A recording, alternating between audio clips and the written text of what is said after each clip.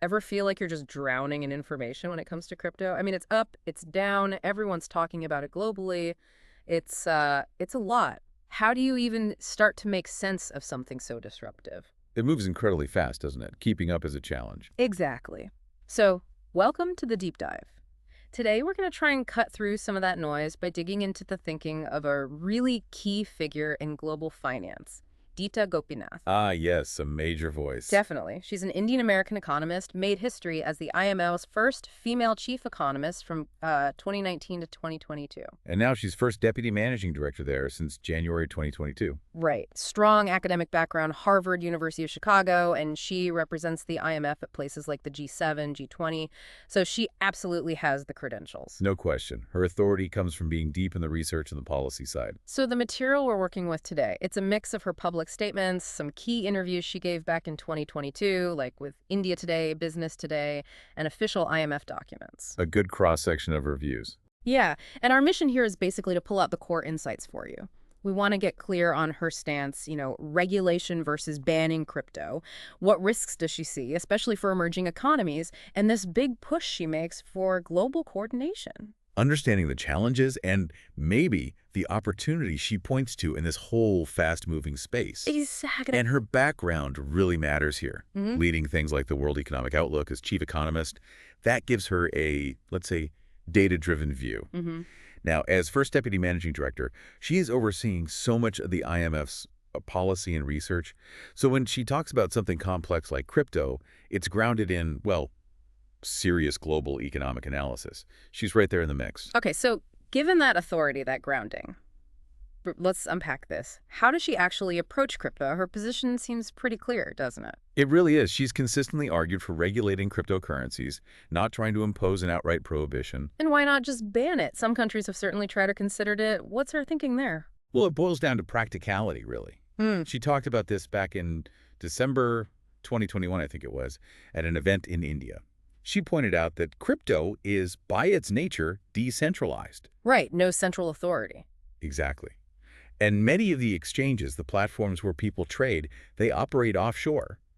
They aren't based in just one country or necessarily subject to its rules. Her words were something like, many of these exchanges are offshore and not subject to the regulation of a particular country. So trying to ban it domestically is like trying to, ban the internet in just one place. It just flows around the barriers. But it makes a simple ban very, very difficult to actually enforce effectively. It's a borderless technology. And beyond the enforcement challenge, she also talked a lot about volatility, didn't she? I remember that India Today interview in 2022. Oh, absolutely. She highlighted that. Yeah. Huge drop.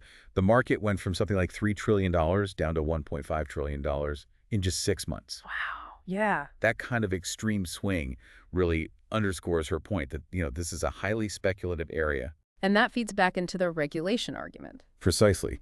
That volatility shows why you need rules, guardrails, to protect investors. It's not about killing innovation, but managing the inherent risk. She maybe didn't call it an immediate global threat back then, but she definitely stressed the urgency of getting regulations in place. Okay, so regulation, not prohibition, largely because it's decentralized and incredibly volatile. It's a pragmatic take on a tech that isn't just going to vanish. Now, here's where it gets really interesting, I think. She puts a special focus on emerging economies. Why are they different? Why more vulnerable? Yeah, this is a key part of her analysis. She noted that adoption rates for crypto are often actually higher in some emerging markets compared to developed ones. Really? Why would that be? Well, several reasons perhaps. Maybe seeking alternatives to unstable local currencies, or sometimes easier access than traditional banking. But the big risk she flags is how crypto can be used to get around existing financial controls. You mean like capital controls, rules about moving money out of the country? Exactly. Things like exchange controls, capital restrictions. Crypto offers a way to bypass those. And if large amounts of money start flowing out unchecked, it can seriously weaken a country's ability to manage its own economy, its monetary policy. Right, making it harder to control inflation or exchange rates. And it's not just about managing the economy day to day. She also warns about the increased risk of illicit activities. Like money laundering? Money laundering, financing of terrorism. The anonymous or pseudo-anonymous nature of some crypto transactions makes it attractive for that. And it's worth noting, India's finance minister, Nirmala Sitharaman, has echoed those exact concerns. So for you listening, this isn't just abstract economics. We're talking about things that can affect the stability of entire countries and potentially, global security if these illicit flows aren't managed. It's a very real concern for policymakers in those regions. Which logically leads to her next big point. If this is borderless, if one country can't manage it alone, what's the answer? Global coordination, that's her constant refrain. She advocates, and the IMF backs this up in their publications, for a global regulatory framework that is, and these are the key words, comprehensive, consistent, and coordinated. Okay, comprehensive, consistent, coordinated. What does that actually look like in practice? What kinds of rules are we talking about? Well, the IMF has floated some specifics, things like needing licenses or authorization for crypto service providers, exchanges, wallet providers, that sort of thing. Right, setting standards. Setting standards, establishing clear requirements for brokers, and also figuring out norms for how traditional banks and financial institutions should handle crypto assets if they get involved. It sounds complex to get everyone on the same page. Oh, it absolutely is. That's the core challenge. Yeah. Because crypto moves across borders so easily, one country having strict rules and another having lax ones doesn't really work. You need international cooperation. Which raises that huge question, doesn't it? How do you actually get dozens of countries, all with different priorities, different levels of development, different interests? How do you get them to agree on one consistent set of rules? That is the multi-trillion-dollar question, isn't it? And it's an ongoing process, lots of discussions happening at international forums. And we've actually seen this debate play out in real time, for example, in India. Her comments seem to align quite well with where India ended up, right? Yes, that's a good case study. There was a lot of talk initially around India's proposed crypto bill, the Cryptocurrency and Regulation of Official Digital Currency Bill 2021. There were fears it might lead to a ban, but the focus shifted, didn't it? It moved more towards regulation, treating crypto more like other financial assets, needing reporting, taxation, etc. That's much closer to the kind of regulatory approach Gopinath was advocating for, rather than prohibition. Interesting. Now, shifting gears just a tiny bit, there was that personal detail she shared. Do you see that? About her own investments? Oh, you mean in the Business Today interview, where she said she doesn't invest in crypto herself. Yeah. She basically said she has a high aversion to risk. I found that quite telling.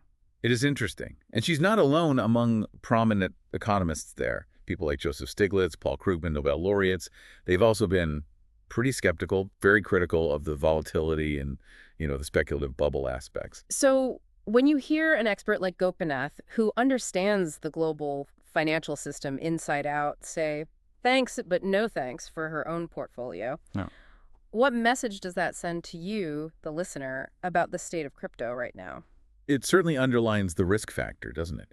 It suggests that even with all the potential, the uncertainty and the sheer speculativeness are still very high in the eyes of some top economic minds. So pulling it all together then, what are the big hurdles, the main challenges that Gopinath and the IMF see ahead for effectively regulating crypto? Well, I think we've touched on most of them, but maybe we can list them out.